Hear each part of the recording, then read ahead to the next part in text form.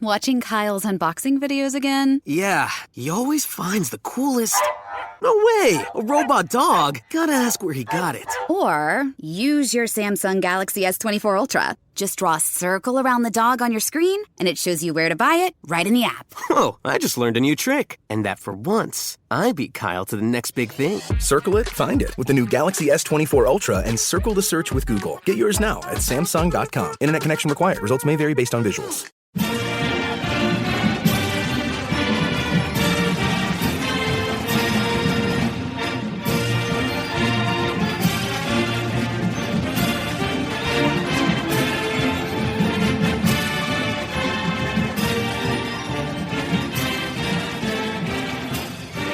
Hey there, Duke fans. Welcome to episode 390 of the Duke Basketball Report podcast. I am Jason Evans. We are here with another road victory for the Blue Devils to talk about.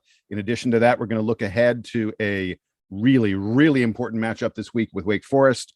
Also talk a little bit about the state of the ACC, and it is the end of the week, so we will have our Player of the Week picks. Not an easy choice for Player of the Week this week. But before we do any of that, I need to bring in my compadres in Washington, D.C. Donald Wine. How you doing today, Donald? I'm doing great, Jason. It is that's Jason Evans, by the way. He didn't introduce himself. I did. I said I'm Jason. I think I did. Okay.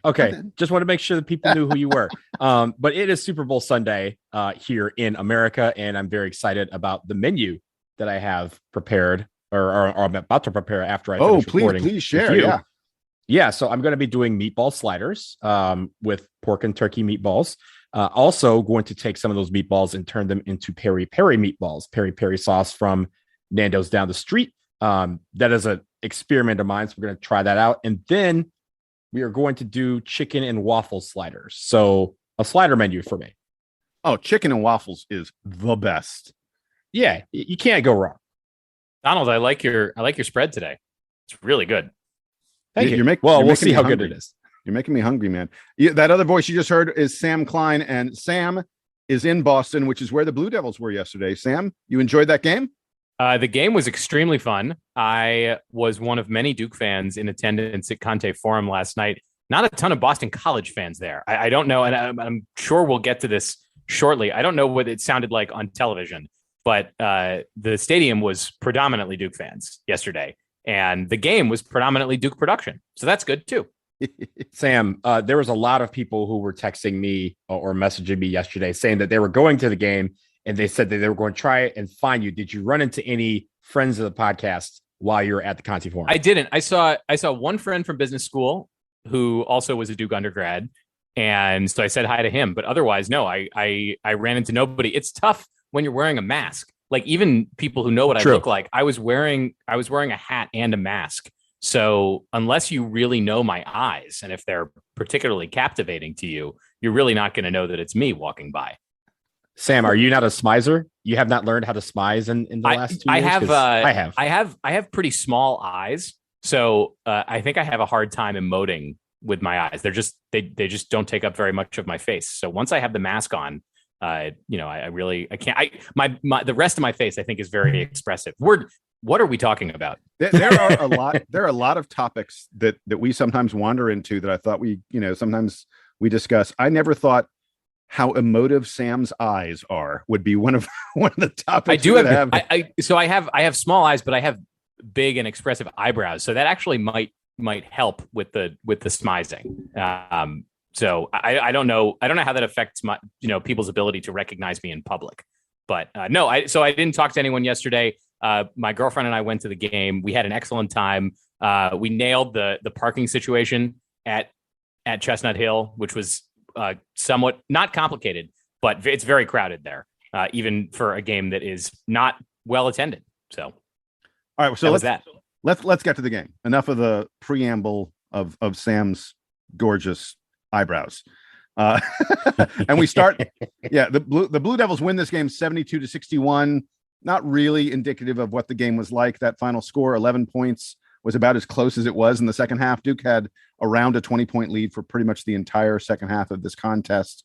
By the way, before we get to the headlines, there are a couple really cool stats I saw that I wanted to mention. Duke men basketball tweeted that Coach K has now accounted for more than half of the wins in Duke's history. He has 1,118 wins at Duke, 1,118 wins at Duke, and Duke has a total of 2,235 wins as a school. So Coach K responsible for more than half the victories of Duke basketball history. And Duke basketball history goes back a long time before Coach K. You shared that with us. I think I saw it from you before I saw it from the program. And my first reaction was, that's not that impressive, because like Coach K is a big part of the whole success of Duke basketball. But then when you consider the number of years, it's crazy. Well, and Duke basketball was very, very successful before Coach K arrived on the scene. This is not a situation where Duke was one of the top 5-10. Well, there are probably 15-ish years of really good Duke basketball pre-Coach K, plus 50 years of mediocre to good basketball. So it's like Coach K is like 35 amazing years plus 5 okay years. That's what I was trying to do in my head. But there was as you said, there was enough success. Duke had been to 5 or 6 Final Fours before Coach K. Mm-hmm. So it's not like and a couple title games of a program, right? Yeah. Vic Bubas was a great coach, a legendary coach, well before Coach K ever arrived on the scene. But enough history. The point was to point out that Coach K has now won more than half the games in Duke's history. And one other thing, and maybe I should save this for later, but I'll say it now, and then we'll reference it maybe again later when we're talking a little bit more about the ACC. My friend Tom Bashir emailed and said, he pointed out that Coach K needs 9 more wins to reach 1,200 in his career now.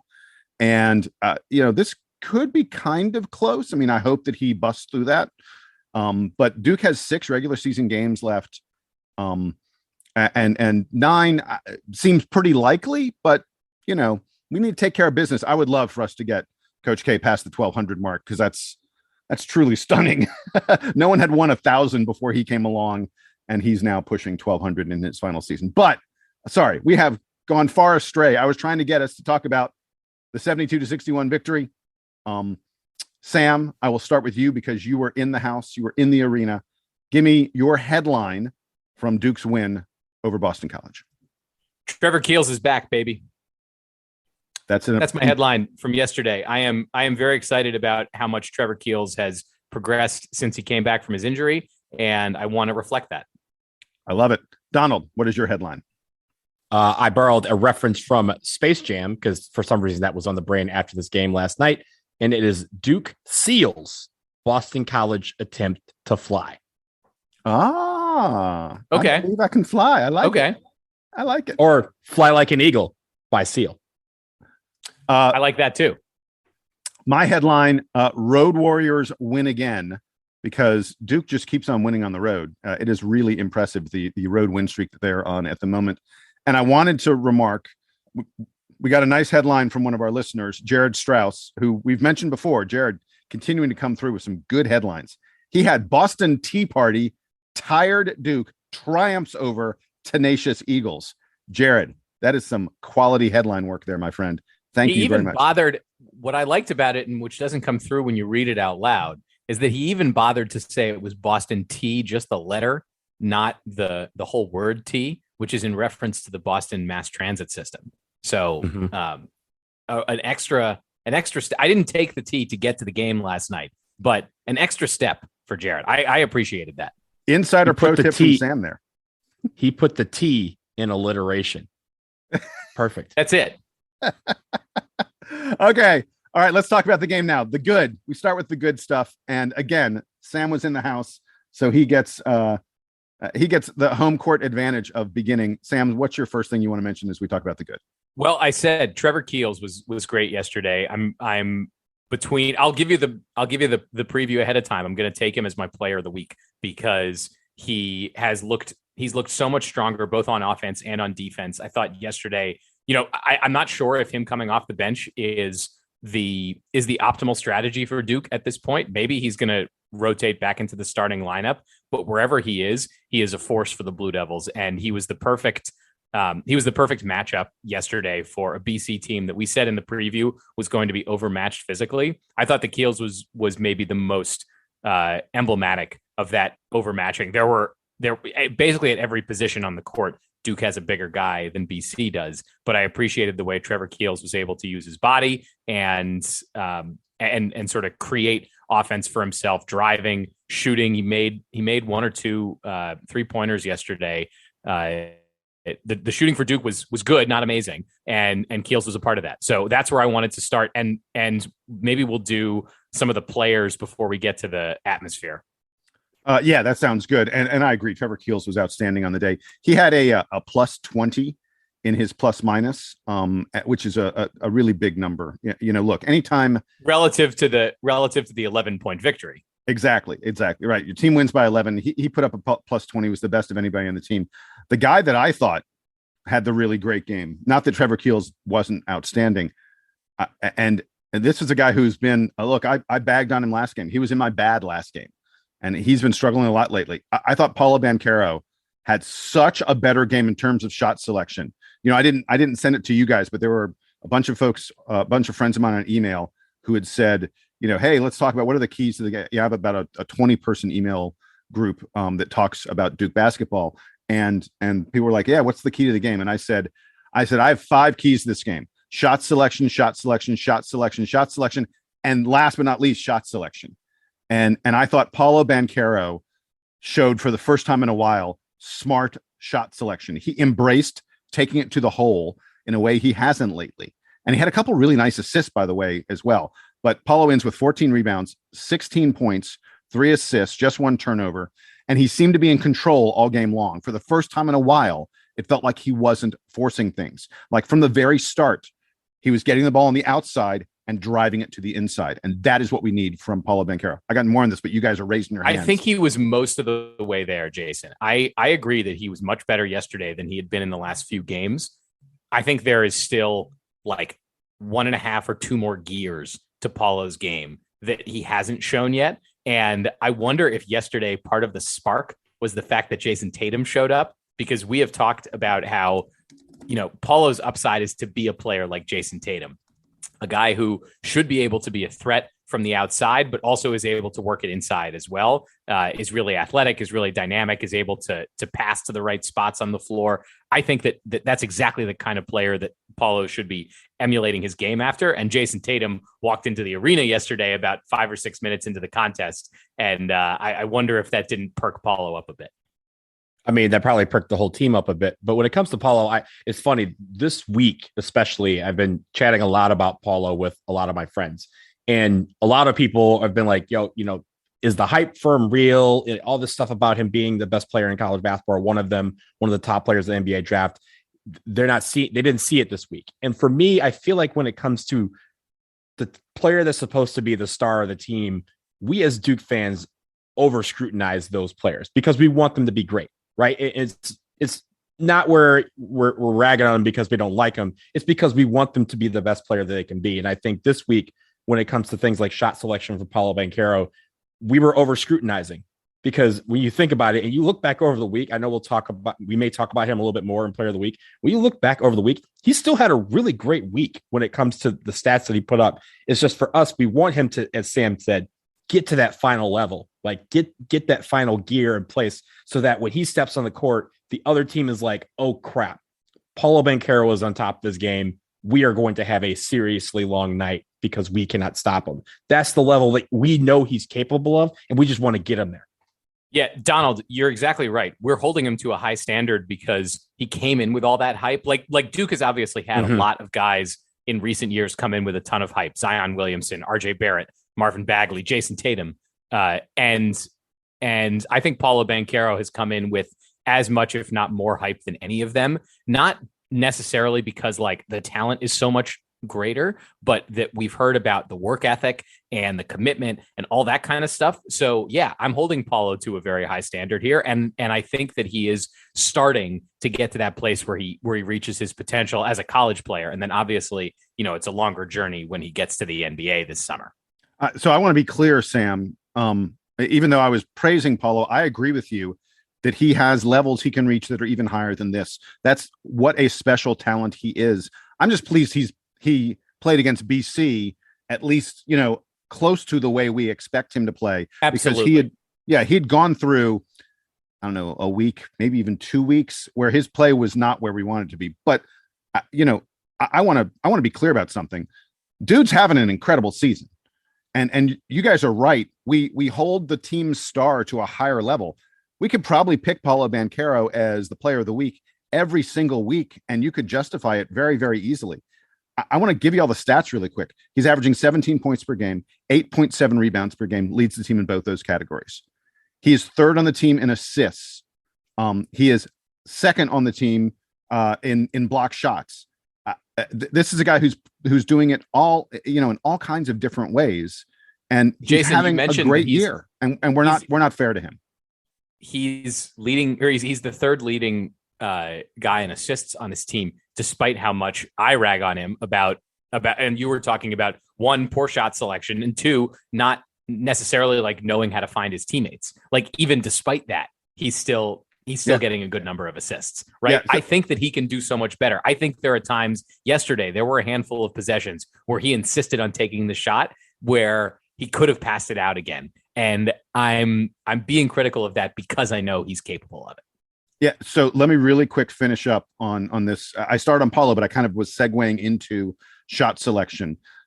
Duke in this game against Boston College took 13 mid-range shots. You guys know I've been tracking this for a while. Bart Torvik on his website tracks mid-range shots. And Duke had been, up around 20 or more than 20 mid-range shots a lot lately. And I said, that is too many. Duke only takes 13 against BC. They hit 6 of them. 6 of 13 is a really nice number for mid-range shots. That's because almost all the mid-range shots we took were like kind of wide open. They were shots where we, it was a good shot, even though it was a mid-range shot. It's possible to have a good mid-range shot. There are not a lot of them, but there are some of them. And Paolo, I think, was a huge part of that. By the way, on the day, Duke was 19 of 35 on 2-point field goals. That's a sign of a team that is getting the right kind of shots. We've talked a lot about offense, but Donald, I know you wanted to talk about defense really quick. Go ahead and give me that as we're continuing on the good things. Yeah, I thought the defense was really, really good yesterday, particularly on the glass, both with rebounds and with block shots. Theo John, I thought, came in and did extremely well when he was in the game. He had 3 blocks on the day. Rebounding, Paolo Banchero, we talk about him. 14 rebounds. That is a ton of rebounds against a team that is not great at rebounding, but can take you off the glass. Well, Donald, really quick, we identified when we were talking about BC in the preview, I said the one thing BC does well is they were a really good defensive rebounding team. For Duke to out-rebound them by 10, for Duke to get 13 offensive rebounds. By the way, we got almost 40% of our misses we offensive rebounded. That's huge. For Duke to do that against a team that, and by the way, their big man, James Karnick, was having one of his best games of the year. Their big man's playing well, and Duke still out-rebounds them by 10. Duke still gets 40% of our offensive rebounds against a team that's a great defensive rebounding team. That's a great day in the glass. And it's a growing trend that I really like, that we're doing better on the defensive glass and even on the offensive glass. Like you said, getting 40% of your misses, that turns into more points, second chance points, third chance points. It doesn't matter when they go in the basket, but giving those opportunities is important. But for defense, getting it one trip, making sure that they don't get any points on that possession and going the other way. Duke has been really, really good lately about making sure that the other team only gets one chance on most possessions at shooting the basketball. And when that happens, we're going the other way and we're getting points. Those are huge momentum crushers, especially given the fact that, as you mentioned, we've been playing so well on the road lately. We just went through a gauntlet, I think, of 6 games, 5 of them on the road, and we won all 5 road games. Like, that is very, very special. And when you do the defensive glass work, that turns into points and momentum killers for those crowds. It felt like there were a few kind of tough calls on in terms of Duke getting fouls yesterday, but I thought that even playing through that, Theo John was really instrumental in protecting the glass at both ends of the court. I know it in the stat sheet, it only registers that he got 4 rebounds, but he made a lot of space for guys, and he had to play, I think, a bit more minutes yesterday because Mark Williams had some trouble staying on the court. So I appreciated that Theo John was able to step into that, not necessarily to grab the rebounds himself, but to make the space. Yeah, I love what our big men gave us yesterday. I want to talk about Mark Williams. First of all, he was 8 of 11 on I'm sorry, Mark Williams. I tracked it, is 8 for his last 11 on shots taken outside of the paint. That's over the course of like 5 games. But he has become that little foul line jumper he takes. Forget about it. He's knocking that down every time. It's amazing. He's our best mid-range shooter. Yeah, yeah. It's crazy. Like I said, 8 of his last 11 on shots taken outside of the paint. I mean, I hate mid-range shots, but Mark's mid-range, I'm all okay with it. Yeah, At some point, the other teams are going to have to defend that, right? Because it's not like he's a very good driver, so you might as well close on him when he's 15 feet from the basket. Now that you know that he can just make it. Well, I think a lot of those are plays where he's outside setting a screen. You know, he's trying to screen for Keels or Banchero or more, and the opposing team's big man doesn't come with him because they want to be back there. If you let Wendell Moore, Trevor Keels, or Paolo Banchero take the ball to the rim, you're going to lose. so they stay back there to prevent the drive, and as a result, Mark is just able to stand there and get the easy foul line jumper. By the way, I want to talk about Mark Williams' free throws. Have you guys noticed that lately? Mark is 22. Going in. He's 22 for his last 25. I'm going to repeat that. Mark Williams is 22 for his last 25 free throws. Now, he started the season kind of sketchy. He was not hitting a lot. He's up to almost 75% on the season. And I've been just incredibly impressed. Mark Williams' game has elevated throughout this season. And Sam gave you, the preview. He's going to pick Trevor Keels for player of the week. I'm going to take Mark Williams for player of the week. We'll get more to the reasons why later on, but I thought he had an outstanding game. And I love the 2-man combination we have with him and Theo. Theo had 7 blocked shots this past week, and several of them were the kind of rise up, get out of your chair and scream at the TV kind of block shots where you're like, whoa. The double block that him and Paolo had, where they both just said, you know what, who gets that block, right? Like, I think they might have both gotten one, but the Duke fans in the arena got out of their seats for that one. Oh yeah. Yeah. Hey, we got a little more good coming up. Donald, Wendell Moore, right? We love the 3-point range from Wendell. Yeah. I mean, he's been very efficient from 3-point, 4 for 5 from 3-point land yesterday. Being able for him to shoot from 3 brings a lot of pressure off of the inside and brings a lot of pressure off of guys that are trying to make baskets everywhere else. So I liked what I saw from him because all of those 3-pointers that he made, just even on the next possession, they made people just creep out just a little bit more, created more passing lanes, and it created more room for our inside guys like Paolo Banchero and Mark Williams to do work. Guys, it's only fair. We did the good. There was some bad in this game. I'll let Sam get us started on it because he was there for the contest. What did you see that Duke needs to work on? Let's be honest. This game and the Clemson game felt very workmanlike. There's nothing wrong with that, yes, but it wasn't like spectacular victories. Yeah, and what we said in the preview, I think, would have set you up for Duke needs to win this game by a lot, and it needs to not feel close. I don't think that BC was ever really threatening Duke much in this game. Duke basically got out to a 8, 9, 10 point lead and mostly held it that way for the majority of the contest. Right at the end, Jason mentioned Clemson. Boston College creeped back and it was only an 11-point victory where I think it could have been a 20+ point victory. So yes, there's an element of, I don't know that Duke needs to make this so hard on themselves when they're playing a team like Boston College, who's not even like close to getting an NCAA tournament bid. There's not like a run that BC can go on to all of a sudden become tournament eligible. And the individual players in this game, I thought Jeremy Roach had another kind of tough game, similar to the performance he had at Clemson. I do wonder if there's a point now where I was saying before, Trevor Keels probably has to move back into the starting lineup. And then you have to just be concerned about sort of what the ball sharing is going to look like. But I don't know that Jeremy Roach is conducting the offense right now.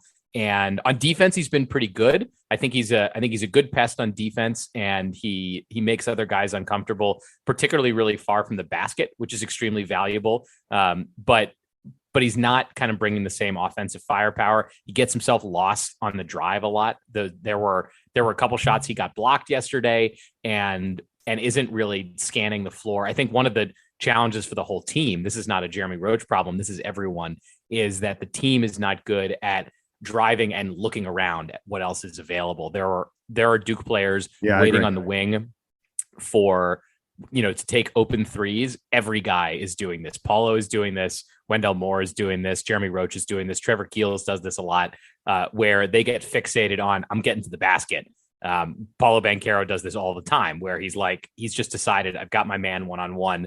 I'm going to take this to the hole, and there's no other option for me right now on offense. I really want to see a lot more ball movement. There were so many shots last night where Duke would make the shot, and I would think to myself, I mean, great, but there were 3 guys open on the perimeter. Why aren't we making that extra pass? It's not like BC was forcing Duke to take 25 seconds off the shot clock before getting those. This was like 12 seconds into the possession. Duke is taking, Paolo's making a series of moves to get a 12-footer. And I think that the shot selection can improve even more, and the passing can improve more from there. Yeah, so I also had Jeremy Roach as sort of my lead item in the bad. He was just 1 for 7 on the day. I hate to be calling him out again, but we're starting to see a little bit of a pattern here among the 6 or 7 regulars. I think it's 7 regulars now. Theo's playing time has really picked up lately. Among the 7 regulars, Jeremy Roach again had the worst plus minus on the team. He's just +3. Again, in a game that Duke wins by 11. I mentioned Trevor Keels was +20. Paolo was +17. For Jeremy Roach to just be +3 and just 1 assist, 2 turnovers, it's clear that he is really in a funk. And Donald, I know you want to talk about the assists. It was a little bit troubling yesterday. Duke wasn't moving the ball as well as you'd like. Yeah, we only had 8 assists on 26 made baskets. And, as we've talked about in the past, you want that to be closer to 2/3, 75%, the assists to field goals made ratio. But I think a lot of it is what Sam alluded to and what Jason, you've talked about as well. Kind of the guys are just going to the basket. It's not necessarily hero ball, but they're just trying to get their way to the basket, force a move, and then either settle for a jumper or try to take it to the rack over a couple of guys. Donald, it is hero ball. It is exactly hero ball. Well, and no, so unfortunately, I push back on that, because hero ball is a specific time frame and a specific reference to something that's happening. In my mind, hero ball is not necessarily one guy, just because sometimes the play calls for that. Sometimes the heat of the moment calls for that. Hero ball, in my mind, is where late in the game or at stretches, you decide that no one else is on the floor and you become a black hole.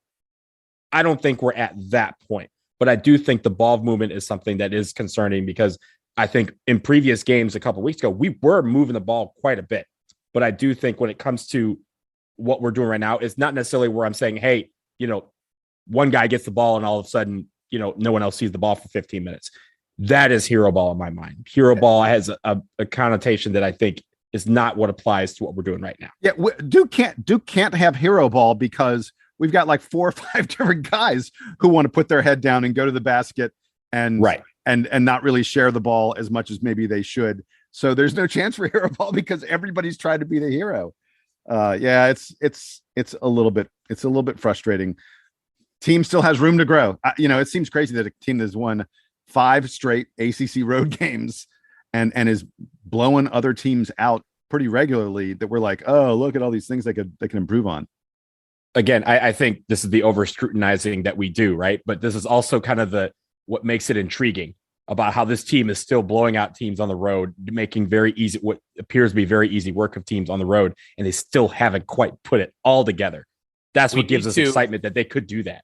We need to get the guys from the Slipper Still Fits back on the show to ask how they think about Gonzaga every year playing in a bad, because the ACC is a bad conference this year, not as bad as like the WCC is normally, but how do you think about like getting up for games that are mostly against non-tournament teams? That's what Duke is in right now. So in a game against BC, Duke should be, we were saying, got to keep them at arm's length and like turn it into a clinic, make it an excuse to try out, crisper passes and moving the offense in a more proficient way. Because look, in some ways it's easier to do that against Boston College than it is to do that against Duke in practice.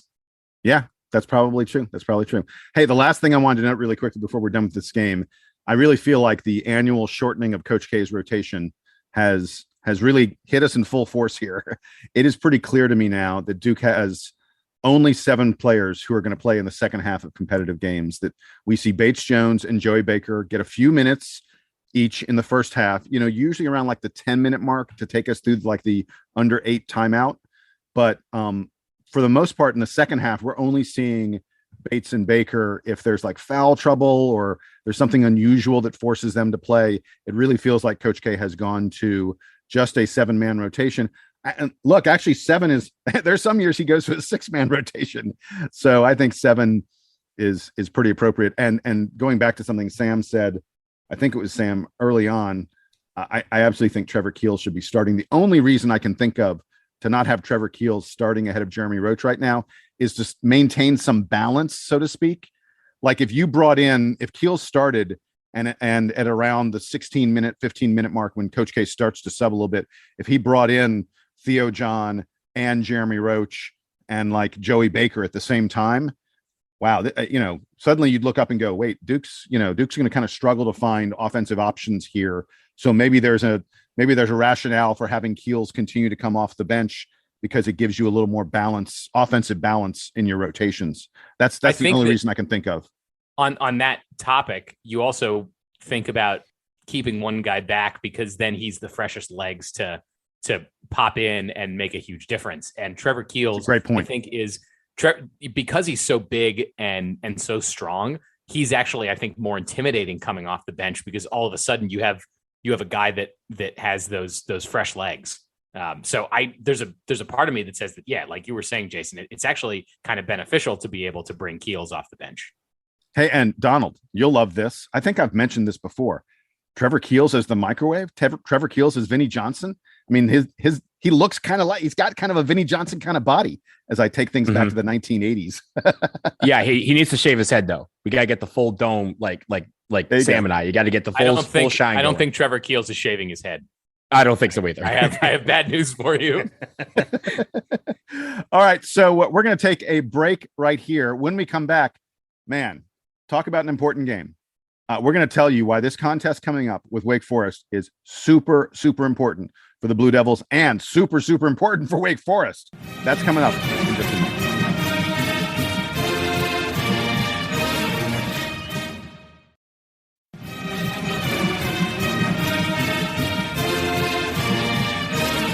So we hope you enjoyed that little commercial break. We are back, and we're going to talk about Duke's next contest against the Wake Forest Demon Deacons. It's the second time Duke will be playing Wake Forest. The game is Tuesday night, 7 p.m. on ESPN2. This time, last time it was at Wake. This time they're coming to Cameron. Although, I don't know, Duke has been way better on the road than we've been at home lately. So the first time around, Duke won by 12, 76-64. If you don't remember, Paolo Banchero and AJ Griffin combined for 46 points in that game. It was really AJ's coming out party, arguably his second best game of the year, second only to the Carolina game.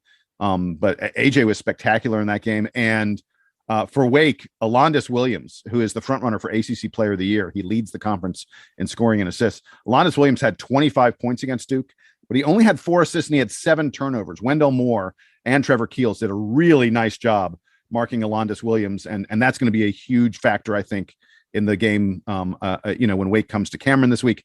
Donald, catch us up on what Wake has done since Duke faced them last. They've been pretty good. Yeah, they have. They have gone 7-2 since we last played them. Their only losses being to Syracuse and to Miami just yesterday. But they have beat Virginia. They beat Florida State. They beat UNC at home. So those are pretty big wins for them. And really, when it comes to this, Wake Forest, at the time we played them back on January 12th, was one of the surprises of the ACC. When we look at the ACC preseason standings, Wake was picked to finish 13th, and they were one of the top teams at the time that we played them. We beat them, and they have continued to be one of the better teams in the ACC since then. So one of these games where Wake Forest knows that they're going to need a signature win. They know they have a shot at getting into the NCAA tournament if they can pluck off a win in Cameron, and they're going to try to go for it. But I will say the one key from last game that you didn't mention, Jason, the turnovers. We took care of the basketball last time we played them. We only had 7 turnovers on the game. we forced 15. Lately, we've been averaging a little more than 11 or 12. As you mentioned, Jason, that stat you have, the 12 barrier of turnovers, has really factored into a lot of these games recently. I want to see that trend continue to the point where we have taken care of the basketball. We have less than 10 turnovers that we were doing early in the season, and we have the ball and we have the control, because I feel like when it comes to that, Wake Forest will play themselves into mistakes, and we can capitalize on those mistakes rather than vice versa. Hey, so really quickly, I'm going to give you a couple of the advanced stats on Wake Forest, just so folks know where they stand. They're 39th in KenPom. That's pretty impressive. This is clearly an NCAA tournament team. They, by the way, are one of the very few ACC teams that play with some pace. The ACC has mostly been teams playing very slow tempo this year, not Wake Forest. They're 56th in the country in fastest tempo. Duke, by the way, is in like the 140s. So Wake wants to play faster than Duke usually does. They are very experienced, as we've mentioned before, a lot of juniors and seniors on this team. They're one of the very few teams in the country that matches Duke in height. Duke is a big team. Wake might be even a little bit bigger. They're the 12th tallest team in the country, according to KenPom. And let's talk very quickly about what Wake has done that has made them so good this year. They are unbelievable at getting good shots. I just spent our BC recap talking about shot selection. Shot selection, there's like almost no one in the country better at shot selection than Wake Forest. They have the third best 2-point field goal percentage in the country, 59.4%. This team hits almost 60% of their 2-point field goals. They're pretty good at 3-point field goal shooting too. The only reason their offense isn't like truly elite, like top 10 in the country, is that they commit a lot of turnovers. You guys mentioned that. Almost 20% of their possessions end in a turnover, and they're not very good at offensive rebounding. They're ranked 251st in the country at offensive rebounding. So Duke, we cannot let them get on the boards. On defense, they do a pretty good job of defending the three. Most teams hit around 31% against them. And they do a good job of defending the two. Like teams only hit about 45% of their 2-point field goals against Wake Forest, but Wake does not get many steals. They don't get many turnovers. They're like one of the bottom 100 teams in the country at turnover percentage. Duke needs to hang on to the ball. Duke needs to force Wake into turnovers because Wake's going to take good shots. Sam, tell me who's going to be taking those shots for Wake Forest. Yeah, Jason, you mentioned Alondas Williams, who has been really strong for Wake this season. One of the best players in the ACC, and a guy who played really well against Duke in that first meeting. He takes a ton of shots inside. He's a not a huge guy, but he's thicker, sort of like a Trevor Keels type. So wing player, but who gets a lot of shots in the paint. Williams has been excellent for Wake Forest this year. The other guy who had a great game against Duke and has also been coming on strong in conference play is Jake LaRavia, who's a bigger guy. Not only does he make a lot of shots, he also pulls down a ton of rebounds. This is a guy who Duke needs to be keyed in on a little bit more in this game. He's the matchup with Paolo. He's the guy who's going to be. Yeah. He and Paolo are going to be playing each other. That's a huge exactly. Key. And so right. So he's not the center. He's the power forward. He's the other big. But he does get a lot of rebounds. He's got great advanced metrics on pulling down rebounds at both ends of the court, as well as in his effective field goal percentage. So finds good shots, makes good shots. And like you said, Jason, Wake Forest has it seems like they've improved this season. They're potentially headed for an NCAA tournament bid, and that offensive execution is a big part of why. So those are the guys who I would be focusing on this time around. The game is in. I know we don't need to spend too much time previewing them like we did last time because we have seen them, but this one is in Cameron. Hoping that the crazies show up for it, because as we get down the stretch, and Jason, I know we want to talk about the ACC race in general. Down the stretch, Duke has only a couple more games against that top tier of the ACC, but they're all very important if Duke wants to take home the regular season crown this year. Yeah, and so I want to talk about why I think that this is arguably like perhaps like the one or two most important game that Duke has left on the schedule. There are currently 6 ACC teams with 10 or 11 wins. Although I sort of think it's more illustrative to look at losses. But of those 6 teams with 10 or 11 wins, here are their losses. Duke and Notre Dame are both 11-3, 3 losses each. UNC and Miami have 4 losses each, and Wake and Virginia have 5 losses each. So Wake is 2 games back in the loss column of Duke and Notre Dame. This week, Wake's schedule, they play at Duke and they have a home game with Notre Dame. They simply must win both those games to have a shot at the ACC title. And Wake is capable, absolutely capable of winning those two games. And I'll tell you that I'm really hoping that they take it to Notre Dame, because Notre Dame's schedule, if we look ahead at the ACC schedule, Duke and Notre Dame are both 11-3. Now, Duke has the tiebreaker because we beat them. But Notre Dame has the much easier schedule. Oh, my God. Yeah. Absolutely. Listen to Notre Dame's schedule coming up. They've got BC, Syracuse, Georgia Tech, and Pitt at home. I mean, other than Syracuse, that's like the three bottom teams in the conference. And Syracuse, frankly, is, right there in the middle. They're not that good a team. That's their 4 home games. They ain't losing any of those games. It would be a shock if Notre Dame lost to BC, Syracuse, Georgia Tech, or Pitt at home. So their road games, their road games are at Wake and at a reeling Florida State that is really, Florida State's just not playing good ball right now. I think there is a very real chance that Notre Dame does not lose any more games. So Duke still has tough games against Wake in Cameron, UNC in Cameron. We've got UVA on the road. We've got Syracuse on the road. I mean, Duke's better than Notre Dame. We have the tiebreaker on Notre Dame. But if you ask me to put a wager right now on who's going to win the ACC, it'd be very tempting to take the Notre Dame Fighting Irish. Duke already has a loss to Virginia, and it was in Cameron. Yeah. So if Duke's going on the road to Charlottesville, that alone tells you that Duke has probably at least one more loss left on its schedule. Yeah, I'm very worried, and this Wake game is, I think this is the toughest home game that we've got left, and it might be the toughest game, period, because as good as Virginia is, I think Wake is clearly better than Virginia, and Duke hasn't been so great at home that you're like, oh, it's a home game, we'll take care of it. That's why I think this Wake game is so crucial, and I think Duke needs a confidence boost at home, because we just have not played well in Cameron lately, and so the ACC race, it is super close. There are easily 5, maybe even 6 teams that could win it, and Duke needs to take out one of those teams in Wake Forest on Tuesday. All right, gentlemen, we have to get to Player of the Week before we are all done. And, Sam and I kind of already spoiled it. I already said I'm taking Mark Williams. He had 42 points this week on 16 of 19 shooting. 16 of 19 shooting. That is very efficient. He had 7 block shots and like a dozen other shots that he altered.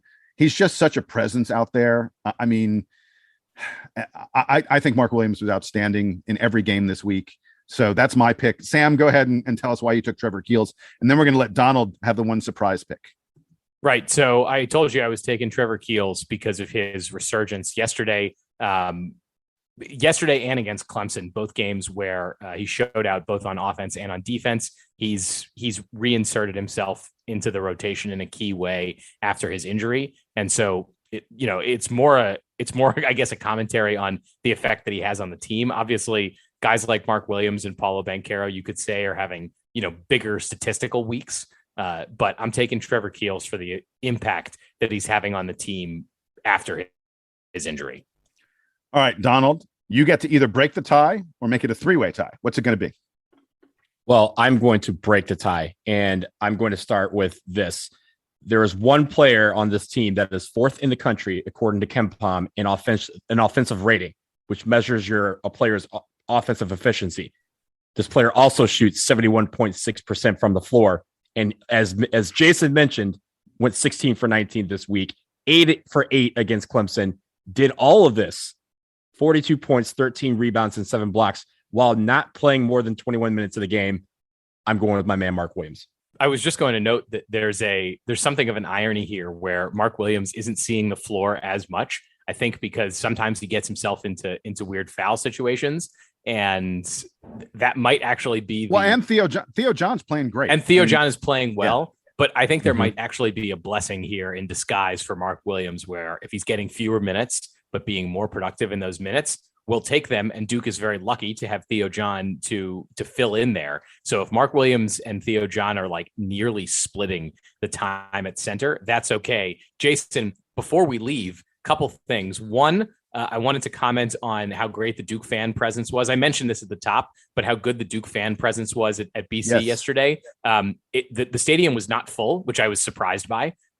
whether they would be BC fans showing up or Duke fans. I was surprised at how many empty seats there were. Not sure how well that came through on the broadcast. There were points where the BC crowd was loud, but it was a student section. There was nothing else going on in that arena. It's kind of a strange venue, Conte Forum. If you guys haven't been there before, it's also a hockey arena. And it feels like it was designed really for hockey. Like, it's probably awesome in there during hockey games. There are also a lot more hockey banners hanging in the rafters than there are basketball banners. Oh, yeah. But it's a cool place. I encourage folks, if you're in the Northeast and you want to see a cheap Duke game, these happen every 2 years. So that's your shot at that. And then one other thing that I think we failed to mention the whole time: happy birthday, Coach K. His last birthday as the Duke head coach. So there were a lot of tweets and messages going out today about Coach K's birthday. So happy birthday to him. By the way, and a little tip of the cap to BC, because like Clemson, they chose to honor Coach K before the game. And they also, like Clemson, made a donation to the Emily K Center, which is a fine way. I think if you ask Coach K, what's the best thing we can do to honor you, he's like, make a donation to the Emily K, because it does such important, wonderful work. And obviously he helped fund it and named it for his mother. So it's a special place to him, I'm sure. And the players didn't have to take it personally. They just played their basketball game. Yes, it was a good basketball game, but unlike some places we've seen, guys weren't fired up and they didn't have to take it personally. And I think that was good for BC. I mentioned about how Jason Tatum showed up to the game last night. I don't know if they noted on the broadcast the moment when he walked in, but he entered the arena on so the big part of the Boston College student section is shares a corner with the corner where the Duke bench is. Tatum entered from the other side of the BC student section and then walked across the front of the student section to get to the Duke bench. When he walked in, all the BC students were like there was this eruption of excitement, oh, Jason Tatum has just walked in, and he high-fived them as he walked past, and then he went and sat right behind the Duke bench and was cheering for Duke the whole time. And it was the funniest thing about it was how excited the BC students were. There was one that had a sign, I'm sure they showed this, about a sign like Deuce Tatum, BC class of 2035 or whatever. Right, yeah. As if there was, if Jason Tatum's kid is at all a good basketball player, something tells me he's going to Duke. So Boozer twins. Yeah. Carlos Boozer's exactly. sons are going to Duke. But very cool. But very cool to have him there last night. And then the other guy from the Celtics, who I noticed at least, was Brad Stevens, was sitting in the front row. He's not the coach anymore. He's now the president of basketball ops. He's front office now, but he was sitting courtside and watching the game. I'm sure he was enjoying it. And I did see afterwards that he had met up with some of the Duke coaches before the game. I wonder how much ribbing there was about 2010, or if Brad Stevens has moved on.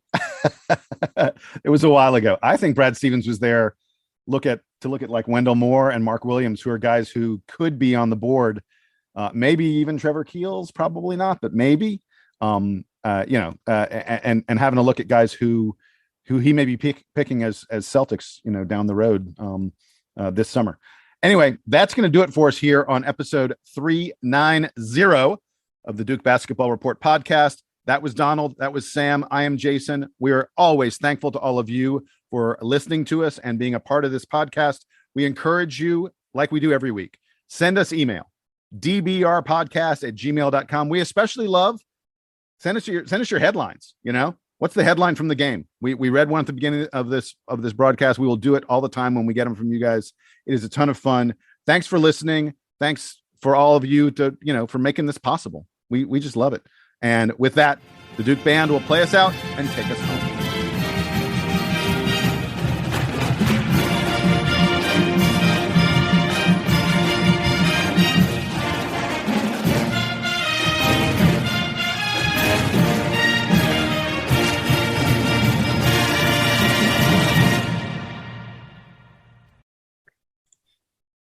Good afternoon. We missed you. Hello. Sorry for the delay. We were coming back from the grocery store. Thought I was going to get back sooner, and I didn't. So that's on me. You're forgiven. Did you get your groceries? We got our groceries. We got eggs, seltzer, ginger flavored. ale. Wait, flavored seltzer or just regular? From Costco, you get the La Croix mixed pack of lemon, lime, and pamplemousse. Pamplemousse is the best. Pamplemousse is number one. But anyway, all right. You guys want to talk about this game I went to yesterday? The golden age of travel is back in the Palm Beaches. Relax on sun-kissed beaches with cleaner sands and fewer crowds. Experience the original, the one, the only, the Palm Beaches. Plan your trip at thepalmbeaches.com.